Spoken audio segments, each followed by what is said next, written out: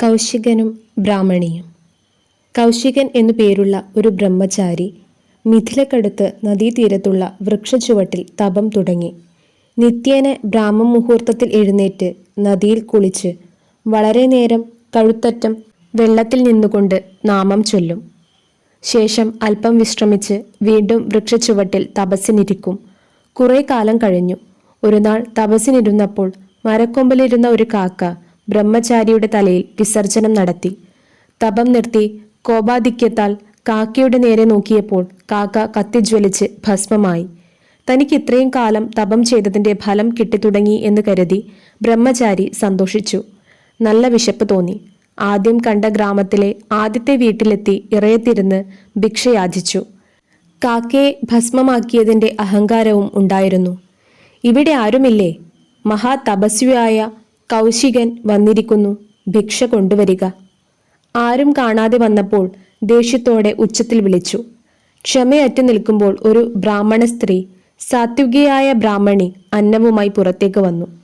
വൈകിയതിൽ ക്ഷമ ചോദിച്ചു. കോപം മുഖത്ത് നിഴലിച്ച കൗശികനെ നോക്കി ഗൃഹനായിക പറഞ്ഞു, വൃദ്ധനും രോഗാതുരനുമായ എൻ്റെ ഭർത്താവിനെ ശുശ്രൂഷിക്കുകയായിരുന്നു. ആ സമയം സാക്ഷാൽ പരമേശ്വരൻ വന്നാൽ പോലും ഞാൻ പുറത്തേക്ക് വരില്ല. എന്തിന് കോപദൃഷ്ടിയോടെ എന്നെ നോക്കുന്നു? ഭസ്മമായി പോകാൻ ഞാൻ കാക്കയല്ല. ഇതു കേട്ട് സ്തംഭിച്ചു പോയ ബ്രഹ്മചാരി തപം ചെയ്ത് തനിക്ക് കിട്ടാത്ത ശക്തി ഗൃഹനായികയ്ക്ക് കിട്ടിയത് കണ്ട് ബ്രാഹ്മണിയുടെ പാദങ്ങളിൽ വീണ് മാപ്പിരുന്നു.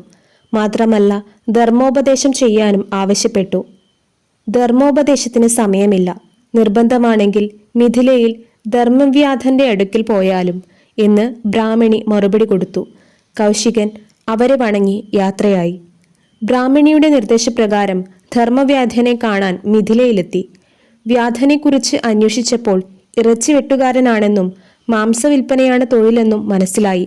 ബ്രാഹ്മണി പറഞ്ഞയാൾ മാറിയോ എന്നായി സംശയം. കൗശികൻ കച്ചവട സ്ഥലത്തെത്തിയപ്പോൾ കണ്ട മാത്രയിൽ ധർമ്മവ്യാധൻ ചോദിച്ചു, അല്ല, ഇതാര്? കൗശിക തപസ്വിയോ? ബ്രാഹ്മണി പറഞ്ഞയച്ചിട്ട് വന്നതല്ലേ? ധർമ്മോപദേശത്തിനല്ലേ? ഇന്ന് എനിക്ക് തിരക്കാണ്. എൻ്റെ വസതിയിൽ തങ്ങുക. എൻ്റെ പത്നി വേണ്ട സേവകളെല്ലാം ചെയ്യുന്നുണ്ടാകും. സൗകര്യമായി ഞാൻ ധർമ്മോപദേശം തരാം. ഇതു കേട്ട് കൗശികൻ അത്ഭുതപ്പെട്ടു. എങ്ങനെ ഇതെല്ലാം മുൻകൂട്ടി അറിയാൻ ഈ വ്യാധന് സാധിച്ചു? 3 ദിവസം കഴിഞ്ഞു. വ്യാധൻ ധർമ്മോപദേശം ചെയ്തു. അവനവൻ്റെ കടമകളാണ് മുഖ്യം. അഹങ്കാരം ഒരിക്കലും പാടില്ല.